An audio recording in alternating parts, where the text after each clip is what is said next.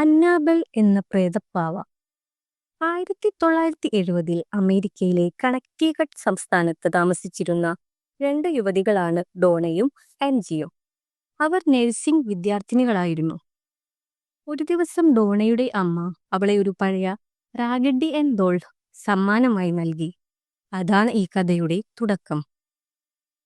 ആദ്യം ആ പാവ കുട്ടികൾ കളിക്കാൻ ഉപയോഗിക്കുന്ന സാധാരണ പാവയെ പോലെ തന്നെയായിരുന്നു. പക്ഷേ ദിവസങ്ങൾ കഴിഞ്ഞപ്പോൾ അവർ ശ്രദ്ധിച്ചു, പാവയുടെ സ്ഥാനം മാറിയിരിക്കുന്നു.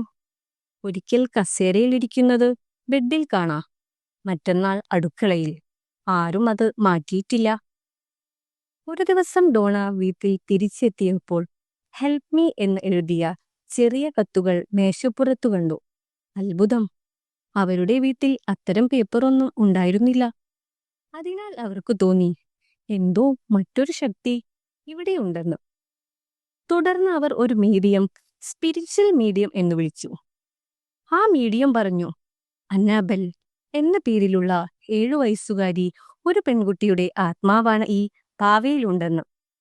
അവൾ ഈ വീടിനടുത്ത് മരിച്ചവളാണെന്നും അവൾക്ക് സ്നേഹം തേടുന്നതാണെന്നും. അവർ ആ ആത്മാവിനോട് കാരുണ്യം കാണിച്ചു. പാവയെ വീട്ടിൽ തന്നെ സൂക്ഷിച്ചു. പക്ഷേ അതിനുശേഷം ഭീകരത തുടങ്ങി. ഒരു ദിവസം ഡോണയുടെ സുഹൃത്ത് ലൂ പാവയെ എറിഞ്ഞപ്പോൾ അവന്റെ ശരീരത്തിൽ 7 പാടുകൾ വന്നു, നഖം കൊണ്ട് ചീന്തിയതുപോലെ. ഇത് കണ്ടാണ് പ്രശസ്തമായ പാരാനോർമൽ ഇൻവെസ്റ്റിഗേറ്റേഴ്സ് ലോറൻ വാറൻ അവിടെ എത്തിയത്. അവർ പറഞ്ഞു, ആ പാവയിലുണ്ടായിരുന്നത് കുട്ടിയുടെ ആത്മാവല്ല, ഒരു ദുഷ്ടദൈവമാണെന്ന്. വാറൻ ദമ്പതികൾ ആ പാവയെ വീട്ടിൽ കൊണ്ടുപോയി അവരുടെ ഒക്കൽട്ട് മ്യൂസിയം എന്ന മ്യൂസിയത്തിൽ പ്രത്യേക ഗ്ലാസ് ബോക്സിൽ പൂട്ടിവെച്ചു. അതിന്മേൽ ഒരു ബോർഡ്, പോസിറ്റീവിലെ ഡു നോട്ട് ഓപ്പൺ.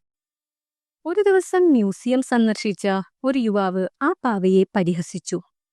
അവൻ പുറത്തുപോയ ഉടനെ ബൈക്കിൽ അപകടം സംഭവിച്ചു. അവൻ മരിച്ചു.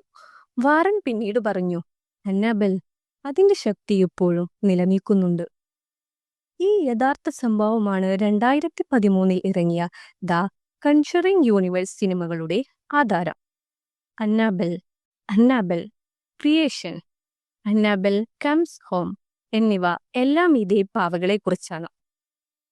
ഇന്ന് ആ പാവ ഇപ്പോഴും വാറൻ ദമ്പതികളുടെ മ്യൂസിയത്തിൽ ഗ്ലാസ് ബോക്സിനുള്ളിൽ അടഞ്ഞിരിക്കുന്നു. അവിടെ പ്രാർത്ഥനകൾ ദിവസവും നടത്തുന്നു.